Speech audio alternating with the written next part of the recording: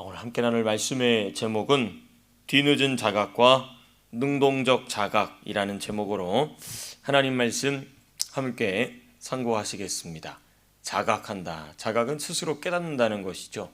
근데 사실 스스로 깨닫는다라는 말을 우리 성도들이 사용할 때는 성령이 도와주셔서 스스로 깨닫는다가 이제 더 정확한 표현이겠죠. 자각이라는 말 자체로는 성경이 말하는 깨달음의 의미를 잘 담지 못합니다. 그래서 성령에 의한 자각이다. 성령이 주시는 감화 감동에 의한 깨달음. 그러니까 자각이란 말은 사실상 좀 역설적이죠.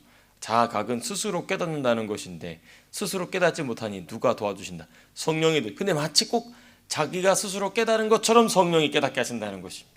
그래서 우리 항상 겸손해야 될 줄로 믿습니다. 내가 뭔가를 깨달았을 때 겸손히. 왜냐하면 그게 내가 분명히 깨달은 거지만 사실은 성령이 도우신 일이시기 때문이라는 것이죠. 자, 근데 이제 무엇에 대한 자각이냐, 이게 중요합니다. 오늘 맥락 안에서 무엇에 대한 자각인가에 대한 답을 찾아야 됩니다. 뭐냐? 자신을 향한 하나님의 말씀에 대한 자각입니다. 중요해요. 저 여러분들은 하나님께서 저 여러분들에게 하시는 말씀에 대한 자각이 성령의 도우심을 따라 날마다 자주 깊이 있어야 될 줄로 믿습니다. 너무너무 중요해요. 근데 이 자각이 뒤늦은 자각이 있고 능동적 자각이 있다는 것입니다. 오늘 본문을 통하여서 두 종류의 자각이 무엇인지, 그리고 우리가 취해야 될, 우리가 사모해야 될 자각은 무엇인지 함께 보시겠습니다. 먼저 우리 27절에서부터 29절 보시게 되면 남유다 왕 아하시아의 최후가 기록되어 있습니다. 이 맥락은 무엇이냐? 우리가 지난 한 주간은 이 단기 선교 때문에 새벽 설교가 없어서 우리가 예전으로 좀 더 우리 지지난주로 돌아가야 되겠죠. 이 상황은 뭐냐면 예후가 하나님의 선지자 엘리사, 그리고 엘리사의 지시를 받은 젊은 무명의 선지자의 서자를 통하여서 기름 부음을 받고 하나님의 말씀을 따라 아합 왕가의 모든 인물들을 다 죽이고 본인이 왕으로 등극하는 과정 가운데 있습니다.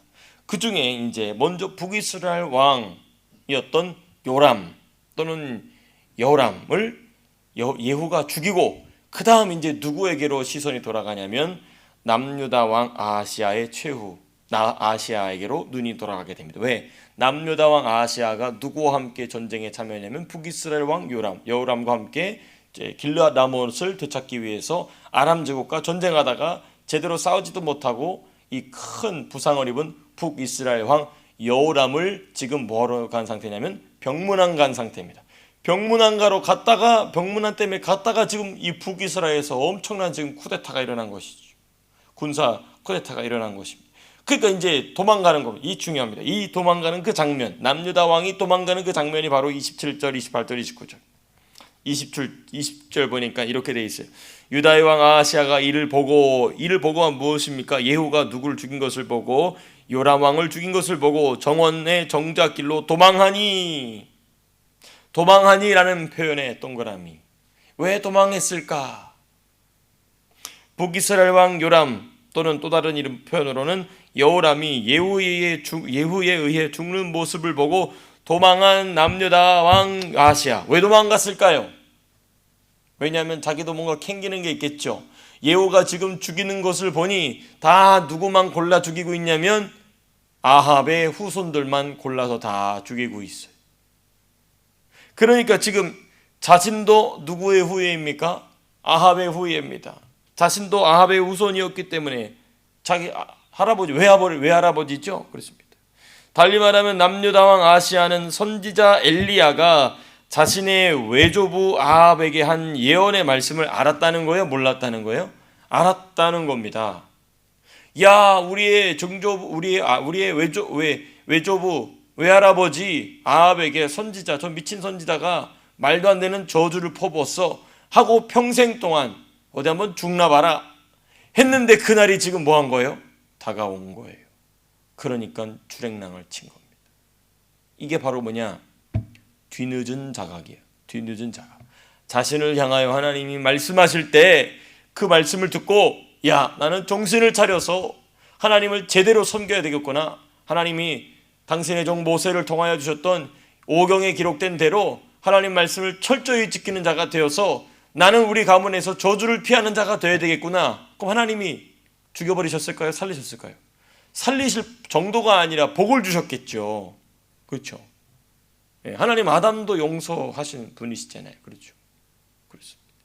근데 이 남유다왕 아하시아가 도망가는 이 뒷모습을 보니 그 말씀을 알고 있었음에도 불구하고 그 말씀을 비웃었고, 그리고 자기 어머니 아달랴, 그리고 자기의 외할아버지, 그리고 외할머니의 악행을 그대로 남유다에서도 했음이 여기서 이 도망가는 이 아하시아의 뒤통수 모습을 보면서 우리는 보게 되는 것입니다. 그렇습니다. 그럼에도 불구하고 하나님께 돌아가지 않았다는 것을 스스로 알고 있었기 때문에 예후의 칼날이 이제 자기의 목으로 다가오자 도망간 것입니다. 뒤늦은 자각, 때는 늦은 것입니다. 만일 그가 조부모와 부모의 죄악을 거절했다면 하나님께서 살려 두셨을 것은 두말할 필요가 없는 것입니다.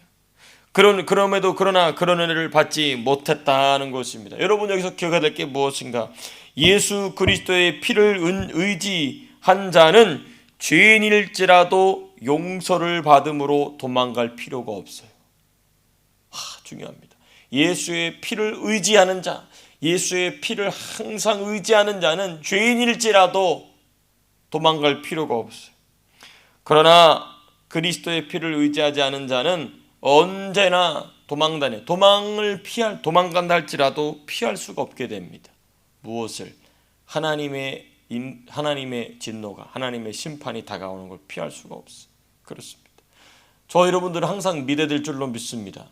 어떠한 죄악이라도 우리 예수님의 피는 깨끗하게 씻을 수 있다는 사실을 믿어야 될 줄로 믿습니다. 어떠한 저주일지라도 예수의 피는 깨끗하게 씻을 수 있는 줄로 믿습니다. 너무너무 중요한 사실. 그렇습니다. 뒤늦은 자각입니다. 뒤늦은 자각. 남유다왕 아하시아의 뒤늦은 자각. 그러므로 저와 여러분들은 뒤늦게 깨달아서는 안 돼.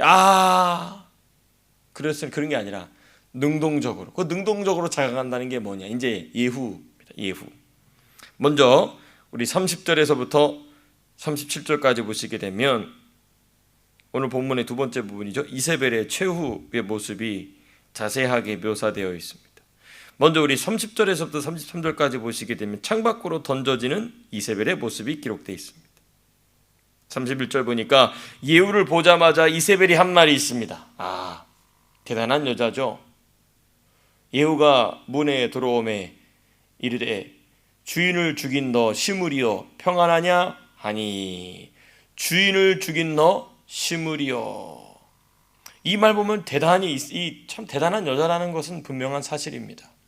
그런데 큰 착각이, 큰 오해가, 어마어마한 교만함이 이 말에 담겨 있다는 것을 보게 됩니다. 이 말이 무슨 말이냐? 누가 누구의 주인인지 안다 모른다는 거예요. 예후의 주인이 아합이라는 거잖아요. 요람이라는 거지 않습니까? 그렇죠? 그러면 요람과 그리고 본인 이세벨의 주인은 누구인지에 대해서 알아야 됩니까? 몰라야 됩니까? 알아야 됐다는 것입니다. 자신들은 주인일 뿐이지 자신들이 누구의 종인지 누구에게 속한 자들인지 모든 주인 중에 주인 되시는 만군의 여호와 하나님에 대해서는 까마득하게, 일부러 무시하고 있는 말이 바로 이겁니다. 너 주인을 죽인 자요 라고 말하는 그 이세벨의 입에서 과연 그런 말을 할 수 있겠느냐는 것입니다. 근데 너무나 당연하다는 듯이 자기의 죽음 앞에서도 너무나 태연하게, 너무나 이 자연스럽게 그런 말을 꺼내놓고 있다는 것입니다. 하나님께서 모든 존재의 주인, 모든 것과 모든 존재의 주인이심을 전혀 인정하지 않는, 의도적으로 인정하지 않는다는 것입니다. 여러분, 여기서 주목할 점이 있습니다. 뭐냐? 비록 위정자일지라도 하나님과의 계약을 파기할 경우에는 하나님의 심판을 받게 된다는 것입니다. 하나님의 심판을 받되 그 계약의 또 다른 당사자인 누가 있을까요? 신실한 백성들 또는 신실한 위정자들을 통해 그 계약 파기된 것에 대한 하나님의 징계와 심판을 받습니다. 그러니까 심지어 이 악한 여자 이세벨조차도 본인이 인정하든지 않든지 간에 하나님과 그리고 본인과 그리고 본인이 통치하는 이스라엘 백성 이 3자가 언약 안에서 맺어져 있었다는 것입니다. 근데 하나님의 심판이, 하나님의 진노가 참다가 이제 심판이 쏟아지기 시작하는데 누구를 통하여 쏟아지기 시작하느냐? 그 계약의 당사자 중에 또 다른 한 축을 담당할 건 신실한 백성 중, 신실한 위정자 중 한 명인 누구입니까? 예후가 나타나게 되죠. 자, 근데 문제는 뭐냐? 이 계약의 당사자 중에 영원 불멸하신 분은 오직 누구밖에 없습니까? 하나님밖에 없죠. 근데 문제는 뭐냐? 이 계약의 당사자인 위정자가 타락을 했어요. 자, 그 다음에 또 다른 당사자인 백성도 타락했다. 그럼 어떻게 할까요? 하나님께서는 그 계약 밖에 있는 사람들을 와서 둘 다를 쓸어버리십니다. 그게 이제 북이스라엘의 멸망이고 남유다의 멸망이고, 이제 중요한 게 뭐냐? 우리 대한민국이 이러한 상황에 처했으면 이제 큰일 나는 겁니다. 이제 큰일 나는 거예요. 그래서 저는 이러한 지금 대한민국의 상황을 보면서 수많은 목회자들이 아직도 어디에 숨어서 기어 나오지 않고 있다는 사실 자체가 분노에 분노. 왜? 그 자들이 밖으로 나와서 이 언약의 당사자 중에 중요한 한 축인 거룩하고도 신실한 백성으로서 그 자리에 나와서 악한 위정자들을 심판하시는 하나님의 도구가 되어야 된다는 것입니다. 그게 뭐냐? 이 능동적 자각이 있는 자들이라는 것이죠. 하나님의 말씀이 나를 통하여 일하고 있다는 능동적 자각이 있다는 그 사실. 그렇습니다. 그런데 너무나 안타깝게도 이 시대에는 그 당시에 똑같이 남유다가 멸망할 때와 똑같이 북이스라엘 멸망할 때 똑같이 뒤늦은 자각이야. 뒤늦은 자각. 자신들이 이제 빨개 벗겨가지고 코와 코를 꿰는 그 철사가 그 자기 코를 꿰고 지나갈 때, 자기의 팔과 팔을 꿰고 지나갈 때 그제서야 자각했다. 이 뒤늦은 자각 가지고는 안 된다는 것입니다. 저 여러분들은 능동적 자각을 갖는 성도가 될 줄로 믿습니다. 네, 그렇습니다. 그래서 이 제3자의 계약, 하나님께서 국가 공동체를 운영해 나가실 때 세우시는 이 제3자 계약, 하나님과 위정자와 백성, 위정자가 타락하게 되면 거룩하고 신실한 백성은 일어나서 하나님께서 그 위정자를 향하여 내리시는 심판의 도구가 되어야 된다는 것입니다. 지금 예후는 그것을 잘 보여주고 있죠. 그런 점에 있어서 예후는 능동적 자각을 가지고 있던 하나님의 사람이었던 것이 틀림이 없습니다. 그렇습니다. 그리고 33절 보시게 되면 이세벨의 비참한 죽음의 모습이 기록되어 있습니다. 이르되 그를 내려 던지라 하니 내려 던짐에 그의 피가 담과 말에게 튀더라. 예후가 그의 시체를 밟으니라. 그 피가 사방으로 퍼졌죠. 여러분, 마귀에게 그토록 충성한 결과입니다. 그 충성한 자에게 상을 주시는 주님과는 정반대입니다. 그리고 이건 무엇이냐? 하나님과의 계약을 파기한 위정자가 당하게 될 마지막 모습이라는 것이죠. 자, 그리고 이제 오늘 본문에서 제일 중요한 부분입니다. 34절에서부터 37절. 이세벨의 최후에 대한 예후의 발언입니다.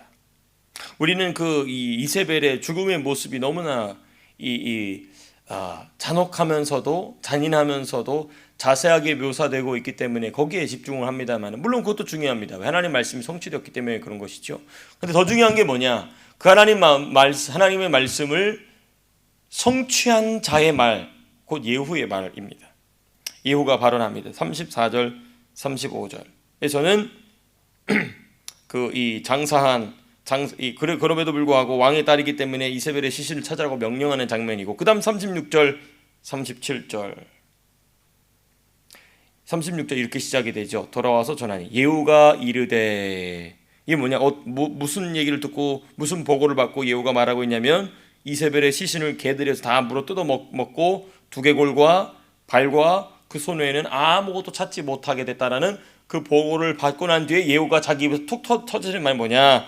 이는 여호와께서 그 종 디셉 사람 엘리야를 통하여 말씀하신 바라. 이르시기를 이스라엘 토지에서 개들이 이세벨의 살을 먹을지라. 그 시체가 이스라엘 토지에서 거름같이 밭에 있으리니 이것이 이세벨이라고 가르쳐 말하지 못하게 되리라 하셨느니라 하였더라. 여러분, 이거 보게 되면 하나님께서 이 엘리야를 통하여서 아합에게 말씀하셨을 때보다 더 자세하게 예언을 말하고 있는 것을 보게 됩니다. 우리가 개인적으로 한번 찾아보시게 되면 열왕기상에서 보시게 되면 선지자 엘리야가 이렇게 자세하게 말하지 않아요. 성경에 그렇게 자세히 기록되어 있지 않습니다. 그러니까 이 얘기는 예후가 말한 것은 지금 선지자 엘리야가 길게 얘기했던 내용을 예후는 이미 다 알고 있었다는 것이에요. 그러니까 성경의 기록상 엘리야의 예언의 내용은 축약이 된 것이고, 그 본래 내용은 지금 누가 정확하게 얘기하고 있는 거냐면 예후가 정확하게 알고 있다는 것입니다. 그러니까 예후는 무엇을 가지고 있었던 것이냐? 능동적 자각을 가지고 있던 것이에요. 어떤 능동적 자각인가? 내가 그 위대한 하나님의 사람 엘리야와 엘리사가 예언했던 말씀을 이루는 하나님의 도구구나 라는 능동적 자각이 있었기 때문에 이 말씀을 할 수 있다는 것입니다.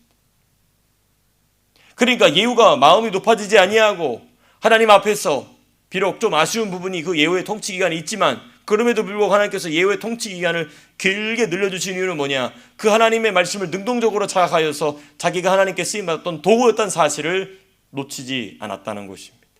여러분, 이러한 자각이 저와 여러분들에게 있어야 될 줄로 믿습니다.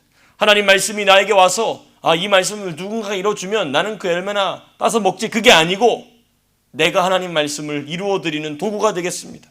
내가 주의 손과 발 되어, 우리 어제 찬양, 그렇죠? 세상을 주여하며 주 섬기게 하옵소서. 그게 뭐냐? 내가 주의 손과 발이 된다는 말은 뭐냐? 오늘 설교의 맥락을 본다면 능동적 자각을 갖는 거예요. 하나님 말씀이 나를 통하여 이루어질 줄로 믿습니다. 나를 통하여 하나님께서 하나님의 뜻을 이루실 줄로 믿습니다. 하나님께서는 그런 자들을 통하여서 역사의 변곡점마다 하나님께서는 일을 하시는 줄로 믿습니다. 저 여러분들이 이렇게 쓰임받아야 될 줄로 믿습니다. 역사의 거대한 변곡점까지 가지 않는다 할지라도 내가 아는 누군가, 내가 만난 누군가의 인생의 변곡점을 만들어준다면 저 여러분들은 능동적 자각, 곧 하나님 말씀, 나를 향한 하나님 말씀에 대한 능동적 자각으로 살아가는 하나님의 사람들인 줄로 믿습니다. 그래서 하나님은 오늘도 우리에게 이 말씀을 주셨고 오늘도 우리에게 변함없이 오늘이라는 하루를 주신 줄로 믿습니다. 이 말씀을 통하여서 뒤늦은 자각은 버리게, 그리고 능동적 자각으로, 성령이 주시는 능동적 자각으로 오늘도 주의 말씀을 이루어 드리는 아름다운 신실한 말씀의 종된 삶 되시기를 주님의 이름으로 축복합니다. 기도하고 마치겠습니다.